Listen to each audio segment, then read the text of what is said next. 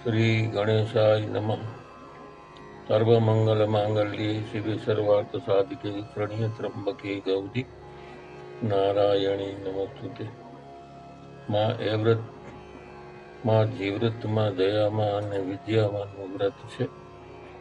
અષાઢ મહિનામાં વદ તેરસથી અમાસ સુધી 3 દિવસ આ વ્રત થાય છે. આ વ્રત કરનારે સવારે વહેલા ઉઠી નાહી ધોઈને સ્વચ્છ કપડાં પહેરી માતાજીના મંદિરે જઈ ઘીનો દીવો કરવો, પછી માતાજીને પ્રાર્થના પૂજન કરવા, દર્શન કરી ઘેર આવી એ વ્રત જીવ્રતની કથા સાંભળવી, એકટાણું ભોજન લેવું અને તે પણ મીઠા વગરનું, મોડું ભોજન લેવાનું. પછી અમાસના દિવસે આખી રાત જાગરણ કરવાનું, માતાજીના નામનો અખંડ દીવો બાળવો. આવી રીતે 5 વર્ષ સુધી વ્રત કરવાનું.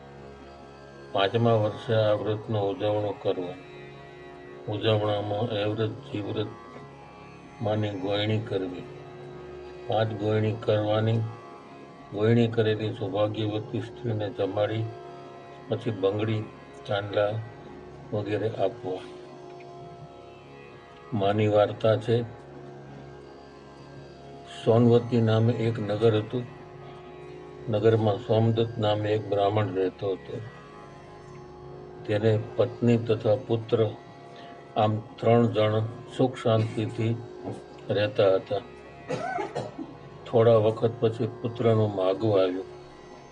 સોમદત્તે કન્યાને જોઈ પોતાના ઘરની અનુકૂળ કન્યા છે તેમ માનીને પુત્રના લગ્ન કર્યા. એકવાર આ વર વહુ બંને ફરતા ફરતા સોનવતી નગર બહાર પહોંચી ગયા. ત્યાં રસ્તામાં એક મંદિર જેવું લાગતા બંને દર્શન કરવાની ઈચ્છા થઈ. જ્યાં મંદિરના પગથિયા ચડવા જાય ત્યાં જ વરને નાગ કરડ્યો અને ત્યાં જ તેનું મૃત્યુ થયું. કલ્પાંત કરતી વહુ પોતાના પતિના મૃતદેહને મંદિરમાં લાવી રસ્તે જતી એક મજૂરણ બાઈ આ બધું જોયું. વહુને ઓળખી ગઈ. ઉતાવળા પગલે ગામમાં ગઈ. વહુની સાસુને બધી વાત કરી.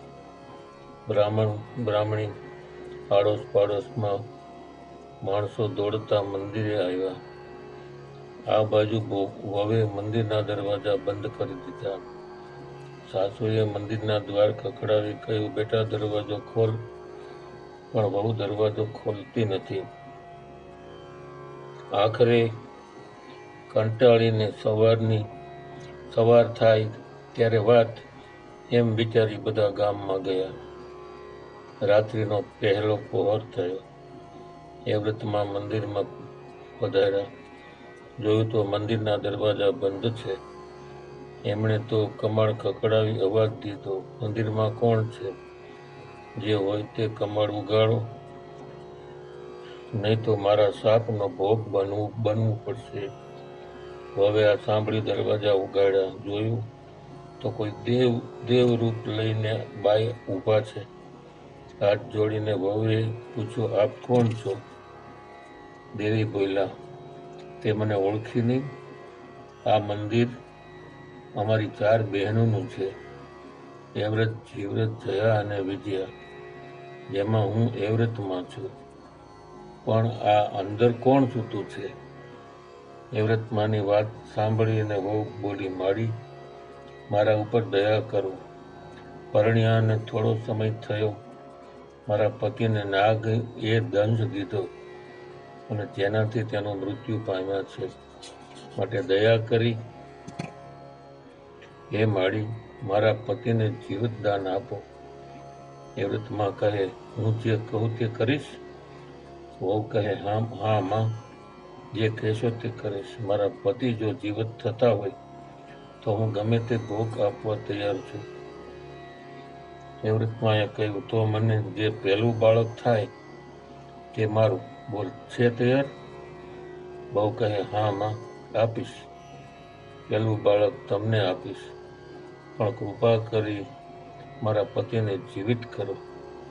એ વ્રતમાં તેના પતિ ઉપર દ્રષ્ટિ કરી તો તેના પતિના શરીરમાં ચેતન જણાયું. એટલામાં પહેલો પહોર પૂરો થયો અને એ વ્રતમાં અદૃશ્ય થયા. બીજા પહોરે વળી પાછું મંદિરનું બારણું ખખડ્યું. વહુએ દરવાજો ખોલ્યો તો કોઈ તેજ રૂપ દેવી ઊભા છે. વહુએ હાથ જોડીને પૂછ્યું, માં આપ કોણ છો?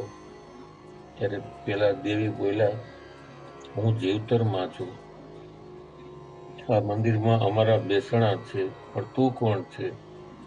વહુએ બધી વાત કહી રડી પડી. માં કાંઈક દયા કરો અને મારા પતિને જીવિત કરો.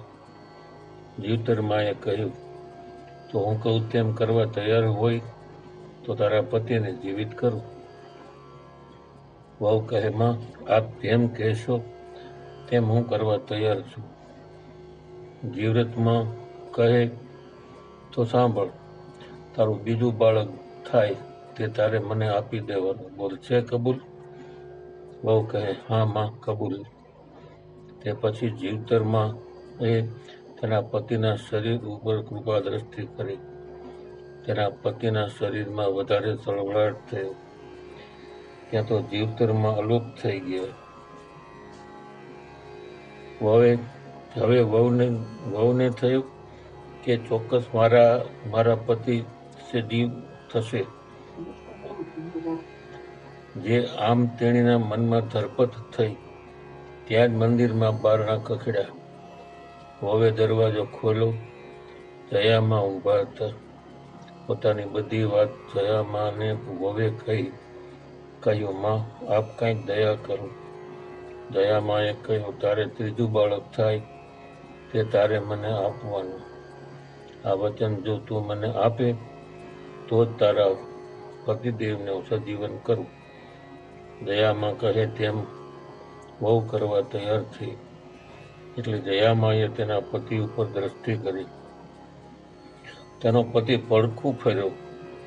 ત્યાં તો જયામા પણ અંતર ધ્યાન થયા. આમ રાત્રિના 3 પ્રહર વીતી ગયા. ચોથો પ્રહર થયો ત્યાં વિજયામાં આવ્યા. વિજયામાએ ને જોઈ બહુ કરગરવા લાગી અને પોતાની કથની કહેતા, આપ મુજ દુઃખી ઉપર દયા કરી મારા પતિને જીવતા કરો. માં વિજયામાં બોલ્યા, તું મારા કહ્યા પ્રમાણે કરીશ તો તારા પતિને સજીવન કરું. કરીશ માં, તમે જેમ કહેશો તેમ હું કરીશ.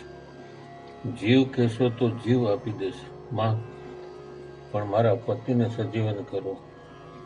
બહુ બોલી, દીકરી તારો જીવ નહીં પણ તારું ચોથું બાળક તું મને આપી દેજે.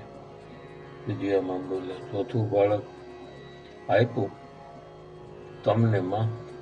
બહુ બોલી અને વિજયામાએ તેના પતિના દેહ ઉપર કૃપા દ્રષ્ટિ કરી.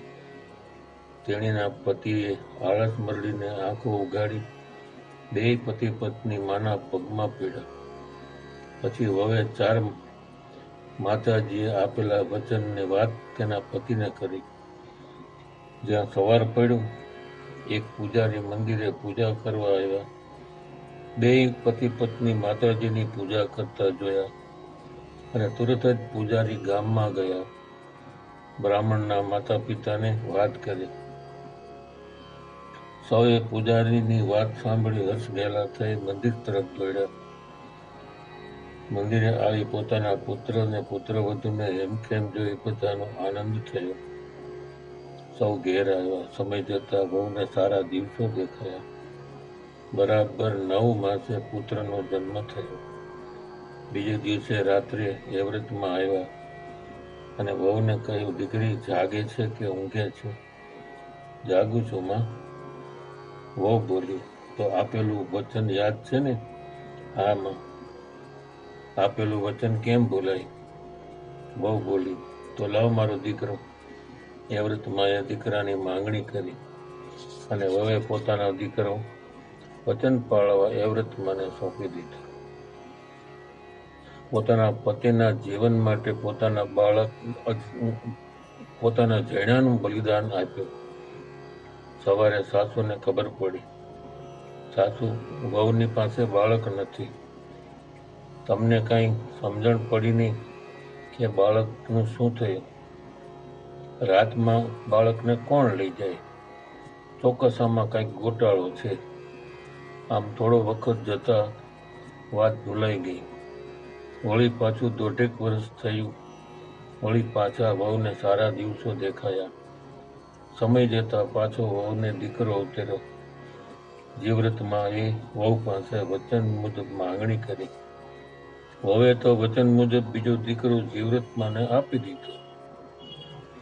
સવારે સાસુએ આવી જોયું તો દીકરો નથી. વહુને ઢંઢોળીને પૂછ્યું, વહુ, દીકરો ક્યાં? વહુ કહે, રાત્રે માતાજી આવ્યા અને દીકરો લઈ ગયા. સાસુને વેમ પડ્યો. નક્કી વહુ ડાકણ છે. છોકરા પરખી જાય છે. નહીં તો આમ ન બને. માતાજી તો દીકરા આપે, લઈ થોડા જાય. સાસુને લાગ્યું કે વહુ ખોટું બોલે છે. દીકરા બેય ભરખી ગઈ અને માતાજીનું નામ આપે છે. હવેની બરાબર ધ્યાન રાખવાનું મનમાં નક્કી કર્યું. સમય જતા વાર નથી લાગતી. વહુને ત્રીજી સુવાવડમાં પણ દીકરો ઉતર્યો. સાસુ વહુના ખાટલે બેઠી જાગે છે ત્યાં તો જયામાં આવ્યા અને ઘરમાં આવીને ચારે બાજુ નજર ફેરવી. નિંદ્રા દેવીને પ્રેરણા કરી ઘરના બધા સૂઈ ગયા. ખાટલે બેઠેલી સાસુ પણ ચોખા ખાવા લાગી.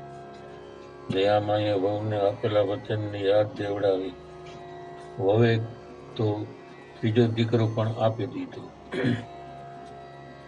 સવારે સાસુ જાગીને જોવે તો દીકરો ગુમ. સાસુએ તો રોડ કરી મૂકી. હવે થાય શું? આખા ગામમાં વહુ ડાકણ છે એમ 3 દીકરા ભરખી ગઈ એવી વાતો થવા લાગી. આ વાત ફેલાતી રાજાને કાને પહોંચી. રાજાને નવાઈ લાગી. એ કમાલ છે. મા દીકરા ખાય નહીં અને ડાકણ કદી થાય નહીં. નક્કી કંઈક ભેદ છે. તેમણે સાસુને કહેવડાયું કે હવે અમને બોલાવજો. સમય જતા વહુને ચોથી પ્રસૂતિ આવી અને તે વખતે રાજા પોતે પહેરો ભરે છે. કારણ કે તેને જાણવું છે કે વાતમાં શું ભેદ છે. ત્યાં તો અડધી રાત વીતી છે. વિદ્યામાં ચોથા દીકરાને લેવા આવ્યા. પોતાની શક્તિથી બધાને નિંદ્રામાં નાખી બોલ્યા, વહુ, બેટા જાગે છે? હા માં, વહુ બોલી. આપેલું વચન યાદ રાખ્યું છે કે ભૂલી ગઈ? વિદ્યામાં બોલ્યા, ના મારી બરાબર યાદ છે. વહુ બોલી, તો લાવ મારો દીકરો. વિદ્યામાં બોલ્યા. વહુએ વચન મુજબ ચોથો દીકરો વિદ્યામાને આપી દીધો. સવારે બધાએ જોયું તો દીકરો ન મળે. સાસુ તો વહુને જેમ તેમ બોલવા લાગી. પણ રાજાને કંઈક રહસ્ય લાગ્યું.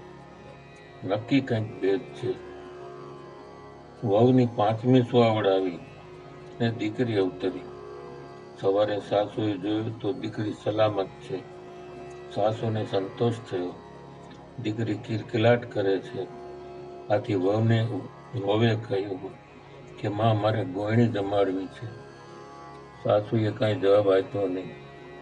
તેથી વહુ તો બીજે દિવસે સવારે વહેલા ઉઠી નાહી ધોઈ ફૂલ પૂજા પોલી એ વ્રતમાં જીવ્રતમાંના મંદિરે આવી. માતાજીને કહ્યું, માં, મારે વ્રતનું ઉજવણું કરવાનું છે, માટે તમે ચારેય માતાજીઓ મારે ત્યાં ગોયણી થઈને આવો. આમ એ વ્રતમાં, જીવ્રતમાં, વિદ્યામાં અને જયામાં ત્યાં ગોયણીઓ થઈ જમવા આવ્યા. હવે તો ભક્તિભાવથી જમવાનું પીરસી જમાડવા માંડ્યા. ત્યાં ઘોડિયામાં સૂતેલી બાળકી રડવા લાગી. માતાજીએ કહ્યું, દીકરી કેમ રડે છે? વહુ બોલી, માતાજી, એનો હિંચકો નાખનાર કોઈ નથી. જો કોઈ ભાઈ હોય તો એને હિંચકો નાખે. ત્યાં તો ચારેય માતાજી બોલ્યા, ભાઈ કેમ નથી? એને તો 4 ભાઈઓ છે, લે આ તારા 4 દીકરા. આમ ચારેય માતાજીએ વહુને તેના 4 દીકરા પાછા આપ્યા. આશીર્વાદ આપી અંતર ધ્યાન થયા. પછી તો ગામમાં બધાને સાચી વાતની ખબર પડી. સાસુને પણ સાચી વાતનો ખ્યાલ આવ્યો. જ્યાં સર્વે સાચી વાતની ખબર પડી તો સૌને આનંદ થયો અને સૌ સુખેથી રહેવા લાગ્યા. હે એવ્રતમાં, હે જીવ્રતમાં, હે જયામાં, હે વિજયામાં, આપ જેવા વહુને ફેડા એવા આ વ્રત કરનાર તથા કથાને સાંભળનાર કેનાર સર્વને ફળજો. બોલો એવ્રતમાં, જીવ્રતમાં, જયામાં, વિજયામાં નો જય.